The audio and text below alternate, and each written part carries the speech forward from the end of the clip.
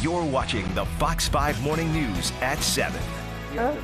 Oh, we got so much to talk about today. Sex, we already got started. Sex and the City actress Kim Cattrall says she is ready to fight aging with whatever is available. So what are the best procedures to fight aging? Dr. Richard Sheffu has a few ideas. Okay, before we get to all this though, in commercial, like we were sitting there talking and I'm saying, you know, like there are a few celebrities that have made this comment too. It's just we put so much emphasis at fighting aging, but it's the one thing that we all have in common. We're all gonna going get there, old. right? There's We're no all doubt going about there. that. We're all going there. But for some, to each to its own. Sure.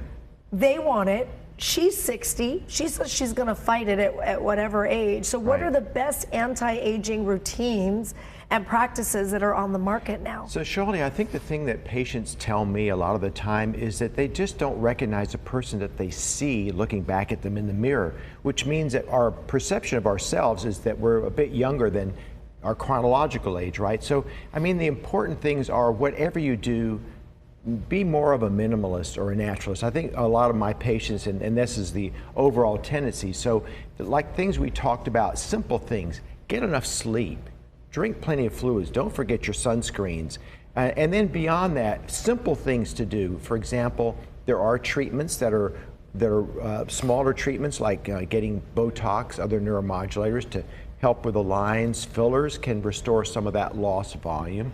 Yeah, what is the ideal time? I know people have started Botox at a very young age. I was recently at an event that when I looked around, it was like all these girls in their 20s. And I was like, oh dear, if this is what we're gonna do at 20, what happens when you're 60? Great point, because you know we need facial expression, right? So we need to be able to express our face, and there is almost a disconnect. If you're doing something in too young of a patient and they have a frozen face, there's something that just doesn't look right. So we want to have expression lines, right? We all have these what are called nasolabial folds. Yes. We want some expression in our face. So I don't know it's so much of an age related phenomenon, but more what we're seeing specifically. A patient comes to see me and says, you know, I just don't like these really, really deep furrows. And we'll talk about neuromodulators like Botox. And what I tell people is, well, we can improve those, but we don't want to give you an expressionless face. Yeah. You want to look fresh. You want to look like yourself. Yeah, look like yourself version. And just a little bit fresher. Okay, Yes. so not everyone obviously clearly has Kim Cattrall's budget. Right, exactly. Because, I mean, a lot of this stuff can get very, very, very pricey. Yes. If you want to do something that's a little bit more affordable, what are things that maybe, like I'm just thinking of a mom at home right now. It's like, I want to just not look so tired all the time. So skin treatments like there are dermabrasions, there's micropeels that you can do. There are small office-based procedures estheticians can do. Again, some of the skincare products that you can get can really help with your skin. We always forget about things like Retin-A, which if you use that on a daily basis will stimulate your collagen, so it does create more of a youthful glow, if you will, to the skin. And then it's a lead into perhaps beginning with some Botox. And maybe if your budget you can't afford to treat all areas, you pick your poison, what's really bothering you the most, and focus on that. Can I share some of the things I do? Yes. So I do, what is that, microneedling? Microneedling. With the PRP. Right. I love that. There is a thing called Aqua Botox, Aqua Gold Botox, where it's stamped in the face. Love that. Right. Facials every 3 weeks.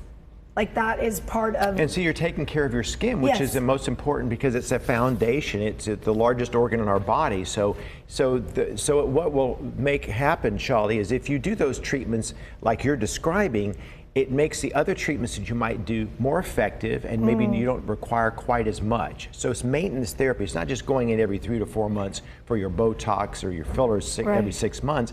It's thinking about your skin as a living organ and what can we do every day to enhance that skin. And every day, the most important thing out of everything I do, and I've learned this from all the doctors that I've talked to, what is it? Sunscreen. Sunscreen. Number one. Even with our weather we have right now. Doesn't matter. I do not walk out of the house. And getting plenty of sleep. Okay, nutrition. That I'm not doing a good job at. Okay. Well, none of us are doing a great job at that. Who sleeps nowadays with kids and life? Okay, any other last minute tips for people that just want to? I think you don't want to shop price. So it's not necessary that you want to spend a lot of money on a product.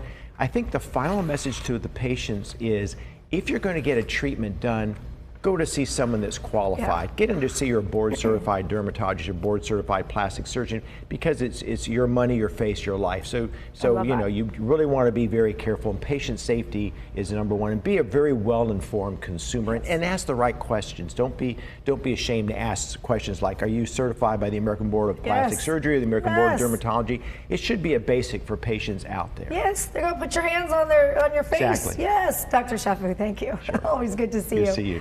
All right, 7:50 now.